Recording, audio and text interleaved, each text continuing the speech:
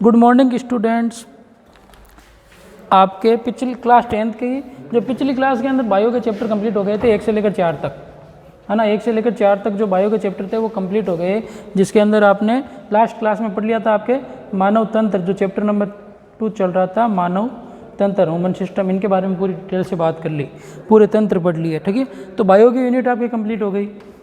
तो अब इसके आगे आपके अगला चैप्टर आता है जो है आपके रसायन विज्ञान से संबंधित, है ना। जीव विज्ञान के जो चैप्टर थे वो कंप्लीट हो गए। तो अब आपके कौन से चैप्टर शुरू होते हैं? रसायन विज्ञान से संबंधित। तो रसायन विज्ञान की यूनिट में आपके कौन कौन से चैप्टर हैं उनके नाम बता देता हूँ मैं पहले आपको। रसायन विज्ञान, है ना, केमिस्ट्री से संबंधित हैं आपके 4 चैप्टर दिए हुए हैं आपके सिलेबस के अंदर, जिसके अंदर पहला चैप्टर है आपके दैनिक जीवन में रसायन। दैनिक जीवन में रसायन, इसके अगला आपके चैप्टर है इसके अंदर, जिसके अंदर अपन बात करें तो रासायनिक अभिक्रियाएं,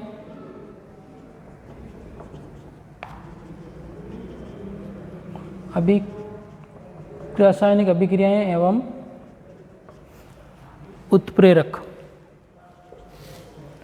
चैप्टर नंबर 6 है आपके रासायनिक अभिक्रियाएं एवं उत्प्रेरक, और चैप्टर नंबर ये तो आपके 5 है ना, और ये आपके चैप्टर नंबर है 6। और फिर अपन बात करें तो चैप्टर नंबर 7 की, तो वो है आपके परमाणु सिद्धांत, जो आप 9th क्लास में भी पढ़ चुके हैं, परमाणु सिद्धांत, ठीक है। इसके अलावा आपके परमाणु सिद्धांत एवं तत्वों का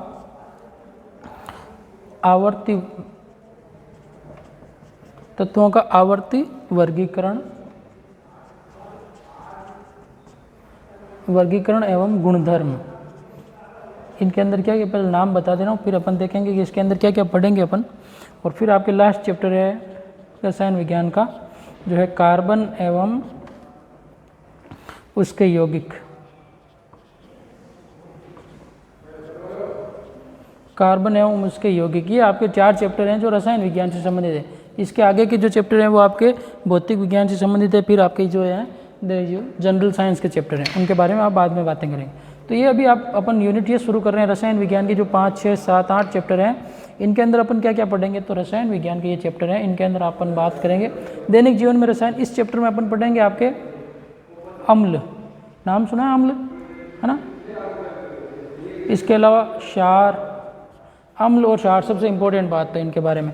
इसके अलावा अपन इनके अंदर क्या पढ़ेंगे, विभिन्न प्रकार के जो रसायन है अपने दैनिक जीवन में, जैसे अपन नमक काम में लेते हैं, ठीक है, ये कैसे बनाया जाता है, इसकी रासायनिक गुण क्या है, उपयोग क्या है। इसके अलावा अपन जो है सोडा काम में लेते हैं, खाने का सोडा है, धोने का सोडा है, कास्टिक सोडा है ना, इन सब के बारे में बात करेंगे इसके अंदर। और इसके अलावा अपन इसके अंदर जो अम्ल की और क्षार की जो परिकल्पनाएं दी हुई है वैज्ञानिकों के द्वारा, जैसे आर्हेनियस संकल्पना है, ब्रोंस्टेड लोरी संकल्पना है, इनके बारे में, ठीक है। इसके अलावा आपके जो दैनिक जीवन में काम आने वाले, इसके अलावा अपन इसके अंदर पढ़ेंगे साबुनीकरण की प्रक्रिया, साबुन कैसे बनाया जाता है, साबुनीकरण, साबुन कैसे बनाया जाता है, और कपड़ों से जो गंदगी होती है वो कैसे साफ होती है ना, इनके ये क्रिया कैसे होती है, मिशेल निर्माण कैसे होता है, इनके बारे में पढ़ेंगे इस चैप्टर में। चैप्टर नंबर 6 के अंदर रासायनिक अभिक्रियाएं उत्प्रेरक से संबंधित बात होगी। रासायनिक अभिक्रियाएं, जैसे जो रासायनिक अभिक्रियाएं होती है, संयुग्मन है, अपघटन अभिक्रिया है, मंद अभिक्रिया, तीव्र अभिक्रिया, ऊष्माक्षेपी, ऊष्माशोषी, ऑक्सीकरण, अपचयन, इनके बारे में। और उत्प्रेरक कैटालाइस्ट क्या होते हैं, ये क्या कार्य करते हैं, अभिक्रिया की अंदर भाग नहीं लेकर क्या करते हैं, अभिक्रिया की गति में परिवर्तन कर देते हैं, ये आपके उत्प्रेरक, इनके बारे में। परमाणु सिद्धांत, जो आपके रदरफोर्ड थॉमसन का मॉडल है, ये पढ़ा था अपन ने, ठीक है ना। रदरफोर्ड है, थॉमसन का मॉडल था, नील्स बोर परिकल्पना 9th क्लास में पढ़ी है, लेकिन इसका थोड़ा सा विस्तृत रूप आपके 10th क्लास में है। तत्वों का वर्गीकरण के इसके अंदर अपन पढ़ेंगे आपके आवर्त सारणी, क्या पढ़ेंगे, आवर्त सारणी के बारे में, जो आपके जैसे मेंडल की आवर्त सारणी है, आधुनिक आवर्त सारणी है, डोबेराइनर का त्रिक नियम है, इनके बारे में, न्यूलैंड का अष्टक नियम है, ये पढ़ेंगे। और इसके अंदर आपके कार्बन है, उसके यौगिक, तो कार्बन के अंदर इसके अंदर अपन सबसे इंपॉर्टेंट है IUPAC नामकरण करना शुरू देखेंगे अपन, जैसे कार्बन का नामकरण कैसे होता है, कार्बन के यौगिक हैं जैसे मेथेन, एथेन, प्रोपेन, ब्यूटेन, है ना, पेंटेन, हेक्सेन, जो इनके नामकरण है ये किस प्रकार से होते हैं, IUPAC पद्धति के द्वारा। जो इंपॉर्टेंट है ये क्वेश्चन आता है, बड़ा क्वेश्चन इस चैप्टर में से अच्छा रहेगा, इसमें से भी आपके क्वेश्चन बनते हैं, ठीक है ना। तो ये आपके इंपॉर्टेंट बातें हैं कि कितने कितने नंबर के चैप्टर हैं ये आपको पता ही होगा, है ना, फिर भी मैं आपको बता देता हूँ कि ये आपके कितने कितने नंबर के चैप्टर होंगे, ठीक है। जिसके अंदर सबसे पहले है आपके जो दैनिक जीवन में रसायन है, ये आपके होता है 4 नंबर का चैप्टर। कितने नंबर का है? 4 नंबर का चैप्टर है ये आपके, ठीक है। इसके अलावा ये आपके अगला है जो रासायनिक अभिक्रियाएं हैं, ये भी आपके ये 3 नंबर का चैप्टर है। इसके बाद में आप परमाणु जो सिद्धांत है ये 5 नंबर का है, और जो लास्ट कार्बन के यौगिक है ये आपके 4 नंबर का है।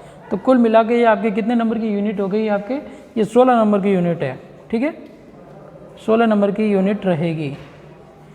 ओके, तो अब अपन शुरू करते हैं आपके चैप्टर नंबर 5 दैनिक जीवन में रसायन। तो हेडिंग लगा लें आप, दैनिक जीवन में रसायन।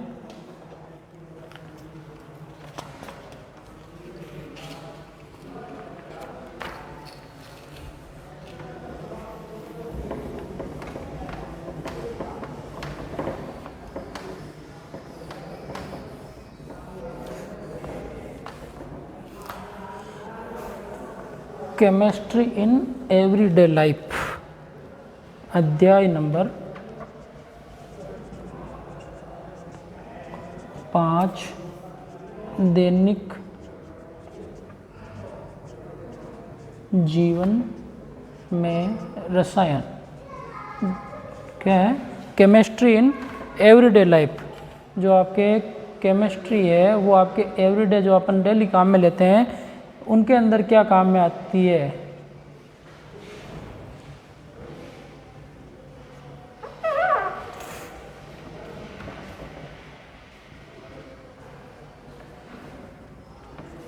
ठीक है ना। तो आपके डेली आप जो दैनिक दिनचर्या है उसके अंदर आपके ये क्या काम आती है, इसके बारे में अपन बात करेंगे कि जो दैनिक जीवन में है उसके अंदर आपके रसायन क्या काम आते हैं, अपन क्यों पढ़ते हैं इनको, है ना, क्या काम में आया। जैसे आप गणित पढ़ते हो तो आपके लिए आगे फ्यूचर में काम आती है गुणा भाग, जो आपके समस्याएं आती है उनको दूर करने में। तो अपन ये क्यों पढ़ते हैं? ये इसके लिए पढ़ते हैं, जैसे अपन बात करें तो सबसे पहले जैसे अपन दैनिक जीवन में क्रियाएं करते हैं अपन, जैसे सबसे पहले अपन रहते हैं किसके अंदर है? मकान के अंदर। तो भवन निर्माण में क्या काम में क्या चाहिए, क्या मटेरियल चाहिए अपन को भवन निर्माण के लिए? हैं, भवन निर्माण के लिए अपन को क्या चाहिए? सबसे पहले पत्थर चाहिए होते हैं, ईंटें चाहिए होती है। इसके अलावा इसके अंदर क्या चाहिए होता है? आपके सीमेंट चाहिए होती है ना, चूना चाहिए होता है, सीमेंट चाहिए होती है ना, विद्युत उपकरण चाहिए होते हैं, है ना, जैसे पंखे हैं, ये भवन निर्माण मकान में लगाते हैं ना पंखे वगैरह, विद्युत उपकरण है, लाइट है, ये सारी चीज़ें ये किससे बनती है? आपके सीमेंट का निर्माण कैसे हुआ? आपके रसायनों से होता है। इसके अंदर क्या डालते हैं अपन? जिप्सम डालते हैं, है ना। इसके द्वारा पत्थर को तोड़कर उसको बहुत ज़्यादा टेम्परेचर पर गर्म किया जाता है, फिर उसको अपन सीमेंट के अंदर देखते हैं। तो इसके निर्माण में, इसके अलावा आपके सीमेंट, इन सब के उपयोग में किसका? भवन निर्माण में इसका उपयोग करते हैं अपन, पहले उपयोग रसायनों का। दूसरे अपन बात करें तो जैसे अपन कहाँ पर रहते हैं? अपने कृषि के क्षेत्र में। किसके अंदर? कृषि के क्षेत्र में। जैसे अपन सभी किसान वर्ग से हैं तो कृषि के क्षेत्र में अपन, जैसे आपके खूब सारे जो आधुनिक उपकरण आ गए हैं। पहले मनुष्य जैसे बहुत ज़्यादा अपन को परिश्रम करना पड़ता था, है ना, बहुत समय लगता था। आजकल क्या है, जैसे ट्रैक्टर है ना, इसके अलावा उर्वरक हैं, उनको अपन डालते हैं तो खेतों के अंदर जो बीमारियां वो नष्ट हो जाती है। ट्रैक्टर से अपन जल्दी से कृषि कार्य समाप्त कर सकते हैं, है ना, तो समापन कर सकते हैं। तो कृषि के क्षेत्र में भी क्या है, इसका उपयोग है, रसायनों का उपयोग है। इसके अलावा अपन बात करें तो खूब सारी चीज़ें, जैसे अपन अगर अपन अस्वस्थ होते हैं, अपन को कोई बीमारी होती है ना, क्या होते हैं अपन? अस्वस्थ या फिर बीमार होते हैं अपन। तो बीमार होते हैं तो क्या करते हैं अपन? डॉक्टर के पास जाते हैं, है ना। तो डॉक्टर अपन को क्या देते हैं? वो टेबलेट देते हैं। तो वो टेबलेट कैसे बनी हुई है? रसायनों से तो बने हुए इंजेक्शन देते हैं। ये सब क्या है? वैज्ञानिकों की खोज है, रसायन पाए जाते हैं इनके अंदर। तो ये सभी आपके दैनिक जीवन में इनका उपयोग है। आगे बात समझ में क्यों पढ़ते हैं अपन? क्योंकि दैनिक जीवन में उपयोग। इसी प्रकार जैसे आपके घरों में अपन भोजन बनाते हैं तो भोजन के अंदर जैसे कई चीज़ें होती है जिसको अपन सुरक्षित रखते हैं। जैसे आपके फ्रिज क्या है? फ्रिज के अंदर अपन कोई चीज़ रखते हैं तो वो सुरक्षित रहती है। या फिर जैसे अपन कोई भी चीज़ बनाते हैं उसको सुरक्षित रखने के लिए, जैसे अचार बनाते हैं, मुरब्बा बनाते हैं, सुरक्षित रखने के लिए अपन उसके अंदर कुछ पदार्थ मिला देते हैं जिससे वो सुरक्षित रहता है, परिरक्षक के रूप में। तो इन सब के बारे में ये दैनिक जीवन में अपन को काम आने वाली चीज़ें हैं, तो इनके अंदर रसायनों का उपयोग है। अब अपन शुरू करते हैं। इसके अंदर रसायनों के अंदर सबसे पहला टॉपिक आता है आपके अम्ल, है ना, एसिड। अम्ल वो नहीं जो आपके वो गाँव में खाते हैं बूढ़े आदमी बैठ के, है ना, चौपाल में बैठ कर आराम से, वो अम्ल नहीं है, दूसरा अम्ल ही है, ठीक है ना, एसिड। तो अगला पहला टॉपिक है आपके अम्ल, क्षार एवं लवण, ठीक है। अम्ल, क्षार एवं लवण, इनको इंग्लिश में कहें तो एसिड बेस एंड, अम्ल को कहते हैं एसिड, क्षार को कहते हैं बेस एंड लवण को कहते हैं अपन साल्ट, ठीक है, एसिड बेस एंड साल्ट। तो एसिड बेस एंड साल्ट है जिनके बारे में बात करेंगे। तो सबसे पहले अपन बात करेंगे इसके अंदर 1 नंबर लगा के अम्ल के बारे में, यही बात समझ में। अम्ल के बारे में बात करेंगे सबसे पहले, एसिड के बारे में, फिर उसके बाद में अपन क्षार के बारे में बात करेंगे। पहले जनरल इंट्रोडक्शन बता देता हूँ आपको अम्ल और क्षार का, लेकिन एसिड के बारे में बात करेंगे। तो अम्ल क्या होते हैं, स्वाद में क्या होते हैं आपके, खट्टे होते हैं, वही बात समझ में। अम्ल क्या होते हैं, स्वाद में खट्टे होते हैं। सबसे पहले तो ये अम्ल शब्द कहाँ से लिया हुआ है, तो अम्ल शब्द लिया हुआ है आपके लैटिन शब्द है, ये लैटिन भाषा का शब्द है, लैटिन शब्द है, और जिसका अर्थ क्या होता है, लैटिन शब्द कौन सा था आपके, एसिडस, लैटिन शब्द था एसिडस, एसिडस शब्द से लिया हुआ है ये।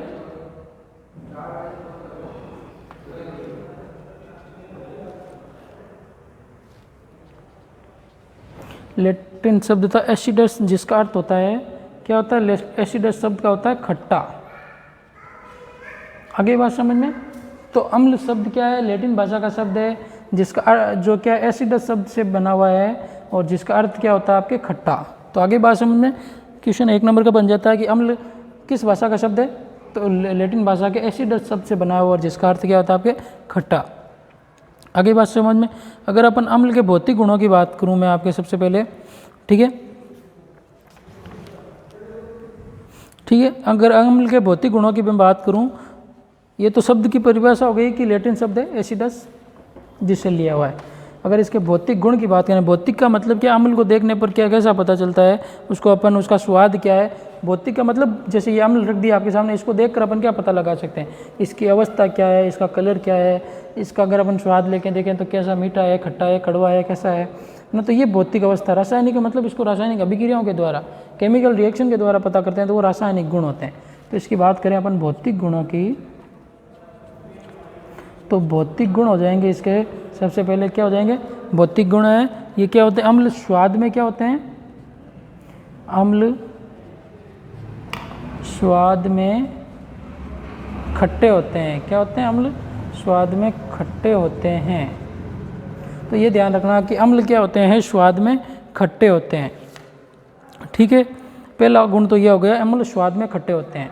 इसके अलावा ये और क्या होते हैं, इसका गुणधर्म की बात करूँ मैं तो ये अम्ल क्या करते हैं, लिटमस पत्र, एक होता है लिटमस पत्र होता है, जो आपके प्रयोगशाला में पड़ा हुआ है ना, रखा हुआ है, आओगे तब बता देंगे, स्कूल खुलेगी तब। लिटमस पत्र क्या होता है, जिसको अगर अपन क्या करते हैं, अगर अम्ल के अंदर डुबोते हैं, जैसे कोई अम्ल है, ठीक है, जैसे ये अम्ल पाया किस में जाता है, ये तो पता है आपको। अम्ल होते हैं, जैसे आप बात करें, अपन इमली खाते हैं, है ना, और क्या खाते हो आप, खट्टी पदार्थ के अंदर इमली है, संतरा है ना, इमली है, संतरा है, नींबू है ना। इसके अलावा और बात करें अपन तो आपके जैसे शरीर के अंदर, जैसे लाल चींटी खाती है तो उसके अंदर भी डंक होता है, किसमें, लाल चींटी के अंदर भी, है ना। इनके अंदर भी क्या पाए जाते हैं आपके, ये अम्ल पाए जाते हैं। इसके अलावा आप टमाटर खाते हैं तो टमाटर के अंदर भी अम्ल होता है, ठीक है। इसके अलावा आपके जो किसके अंदर, दही के अंदर भी अम्ल होता है, दही खाते हो, दही खट्टा होता है, तो दही के अंदर भी अम्ल होता है इनके।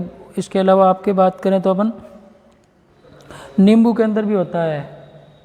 ये कुछ ये लिखवा दूंगा मैं पूरे आपके नाम, इनके अंदर कौन सा अम्ल होता है।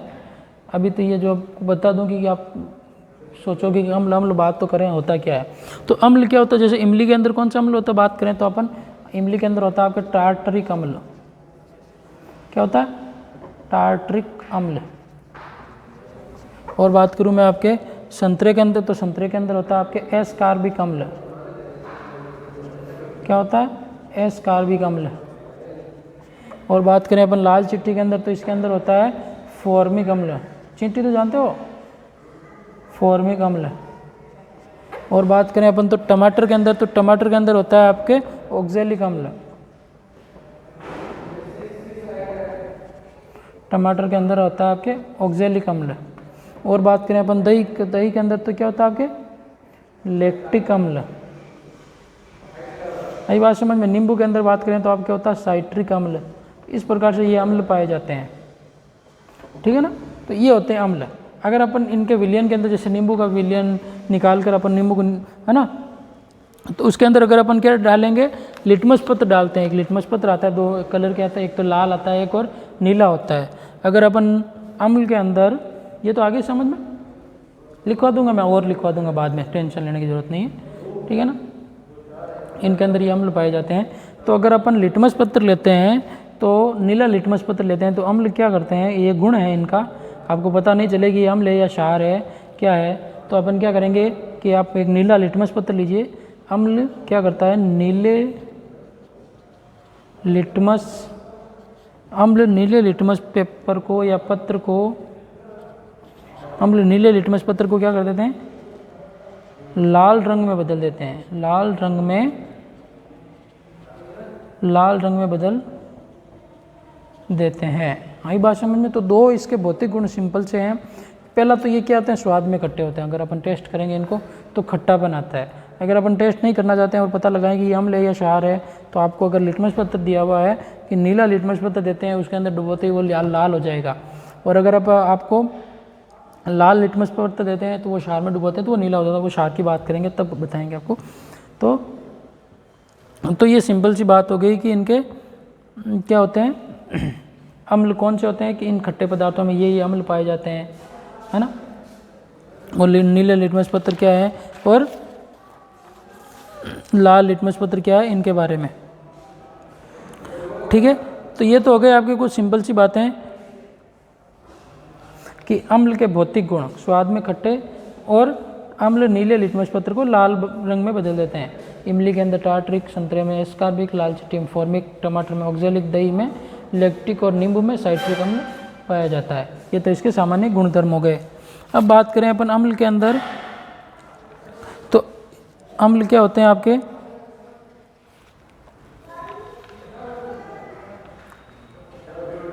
पानी में अगर अपन इसको घोलते हैं अम्ल को तो क्या होता है, ये जल में विलय होते हैं। तो क्या होते हैं, अम्ल जल में विलय होते हैं।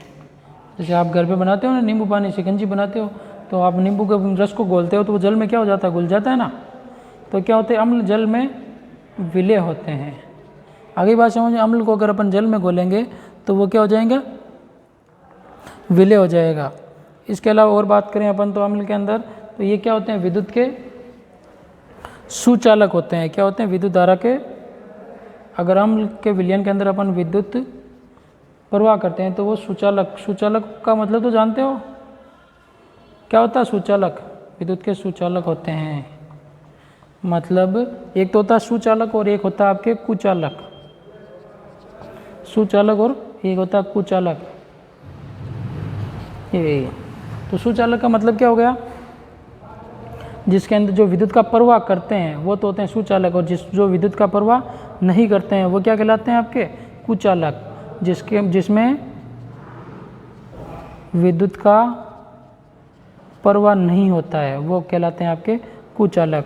तो जिसमें विद्युत का प्रवाह नहीं होता है वो है आपके कुचालक, और जिसमें विद्युत का प्रवाह होता है वो क्या होते हैं आपके सुचालक। तो अम्ल क्या है, विद्युत के सुचालक हैं। आगे बात समझ, ये कुछ इसके भौतिक गुणधर्म हो गए, ये कुछ अम्ल हो गए, ठीक है।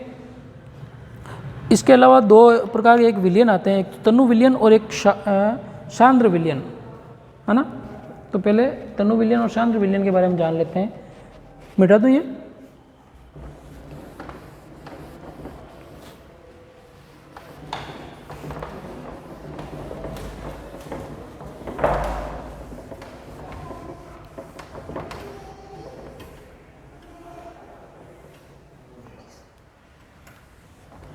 तनु और सांद्र विलयन की बात करें अपन तो 2 प्रकार के विलयन होते हैं। एक तो तनु विलयन जो आपके आगे भी काम आएंगे, एक तो होता है तनु विलयन, है ना, एक होता है आपके सांद्र विलयन,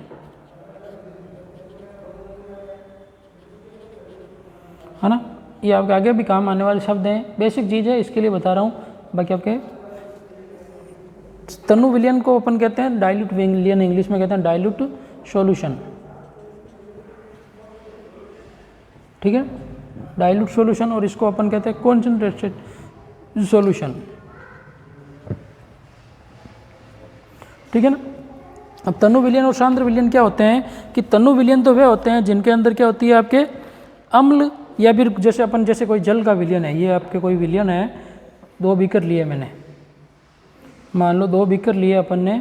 अब एक बीकर के अंदर, इसके अंदर मैंने क्या डाला है, ये 100 ml का बीकर है, इसके अंदर मैंने क्या डाला इस बीकर में, तो ये आपके 90 ml, तो क्या है आपके 90 ml तो मैंने डाल दिया जल, और इसके अंदर डाला हुआ है 10 ml, मान लो कोई पदार्थ है, जैसे मैंने डाल दिया अम्ल, 10 ml अम्ल डाल दिया, तो टोटल कितना बन गया ये 100 ml। और ये एक है, इसके अंदर मैंने डाला आपके, क्या डाला हुआ है आपके, इसमें डाल दिया मैंने आपके 90 ml तो डाल दिया अम्ल, और इसके अलावा इसमें 10 ml डाल दिया मैंने जल। ये भी कितना हो गया आपके, टोटल 100 ml हो गया, और ये भी 100 ml है। अब इसके अंदर जल की मात्रा ज़्यादा है, अम्ल की मात्रा कम है, इसमें क्या है जल अम्ल की मात्रा ज़्यादा है और जल की मात्रा कम है, तो ये विलयन क्या होगा, जिस विलयन में जल की मात्रा ज़्यादा होती है वो विलयन क्या कहलाते हैं आपके तनु विलयन। यही बात समझ में।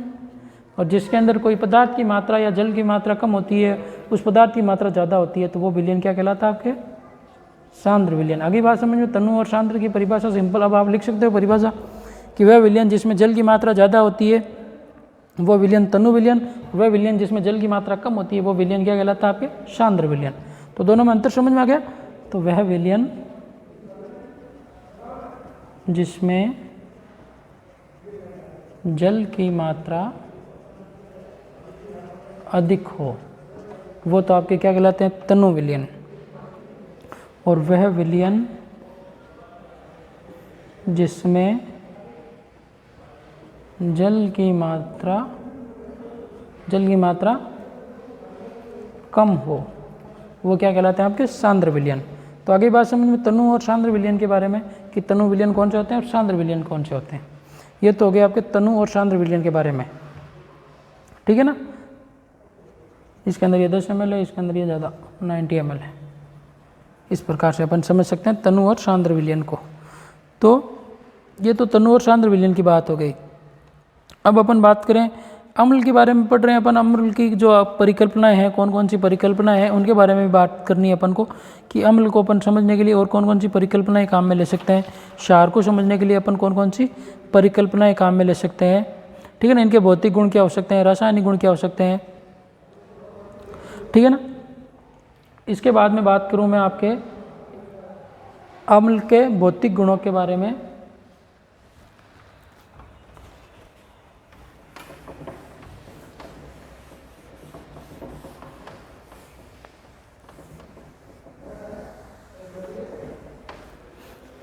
अम्ल के भौतिक गुणों के अंदर एक और जो 2-3 बातें पॉइंट रह गए हैं आपके कि अम्ल के भौतिक गुण ही चल रहे हैं। भौतिक गुणों के अंदर 1-2 पॉइंट रह गए हैं, जिसके अंदर है आपके सबसे पहले कि अम्ल का पीएच क्या होता है आपके, अम्ल का पीएच आपके 7 से कम होता है।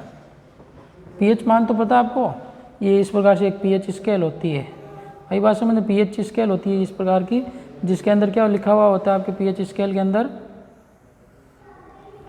पीएच स्केल होती है जिसके अंदर आपके 0 से लेकर 14 तक गिनती लिखी हुई थी, 1 2 3 5 6 और ये 7,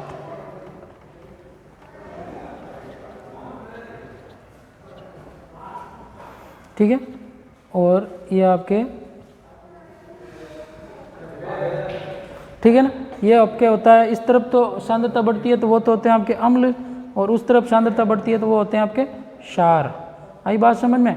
0 से 7 के मध्य तो अम्लता होती है, 7 से लेकर 14 के मध्य क्या होती है आपके क्षारीयता होती है। H+ आयन की सांद्रता बढ़ती है तो वो अम्लीय होते हैं, OH- आयन की सांद्रता बढ़ती है तो वो क्षारीय। ये क्या है आपके पीएच स्केल है जो पीएच को मापने का कार्य करती है। पीएच क्या होता है, इनकी हाइड्रोजन आयन की सांद्रता अगर बढ़ती है तो वो अम्ल और घटती है तो वो क्षार। तो इसका पीएच क्या होता है, अम्ल का 7 से कम होता है और 7 से लेकर 0 से लेकर 7 के मध्य होता है। अगली बात समझ में, इसके अलावा जो रासायनिक सूचक होते हैं फिनोप्थेलिन,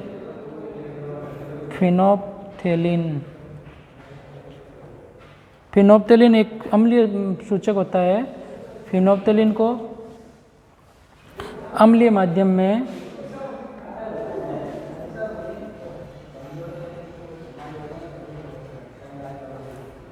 रंगहीन होता है। आई बात समझ में? अगर फिनोप्थेलिन को अम्लीय माध्यम में क्या रखते हैं अपन, फिनोप्थेलिन अम्लीय माध्यम में रंगहीन हो जाता है। फिनोप्थेलिन का कलर होता है अम्लीय माध्यम में डालते ही वो रंगहीन हो जाता है। इसके अलावा एक और होता है आपके मेथिल ऑरेंज। मेथिल ऑरेंज जो क्या हो जाता है आपके अम्लीय माध्यम में डालने पर क्या हो जाएगा, अम्लीय माध्यम में ये क्या हो जाएगा आपके लाल रंग में परिवर्तित हो जाता है। आई बात समझे? लाल रंग में बदलता है। तो पहला फिनोप्थेलिन तो अम्लीय माध्यम में रंगीन हो जाता है और मेथिल ऑरेंज क्या हो जाता है आपके लाल हो जाता है। ये इस प्रकार से इसमें परिवर्तित हो जाते हैं भौतिक गुणों के बारे में।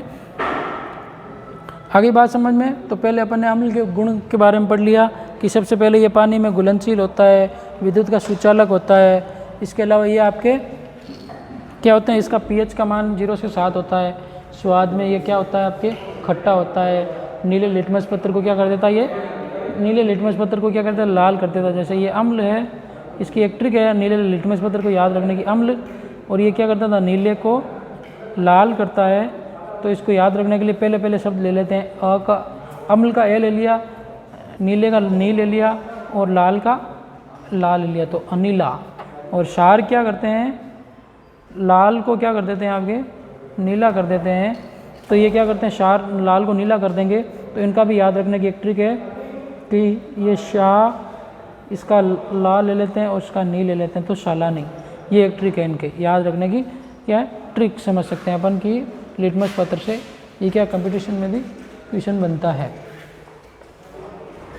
तो अम्ल क्या करते हैं, अम्ल क्या करते हैं आपके नीले लिटमस पत्र को लाल कर देते हैं और क्षार क्या करते हैं, लाल को नीला कर देते हैं। तो अम्ल का तो हो गया अनिला और क्षार का शालानी। ध्यान रखें ये अम्ल का अनिला और क्षार का शालानी। ठीक है। तो अम्ल के आज अपन ने क्या की कि अम्ल के संबंध में बात की कि अम्ल के भौतिक गुण क्या हैं। अम्ल के भौतिक गुणों के अंदर वो स्वाद में कैसे होते हैं, pH क्या होता है, जल में क्या होता है, फिनोप्थेलिन के साथ में रंगीन हो जाता है और मेथिल ऑरेंज के साथ में लाल रंग का हो जाता है। तो इस प्रकार से अपन ने अम्ल के बारे में बात की। आगे अपन इसके अम्ल के रासायनिक गुणों के बारे में बात करेंगे जो अगली क्लास में करेंगे। ओके, धन्यवाद।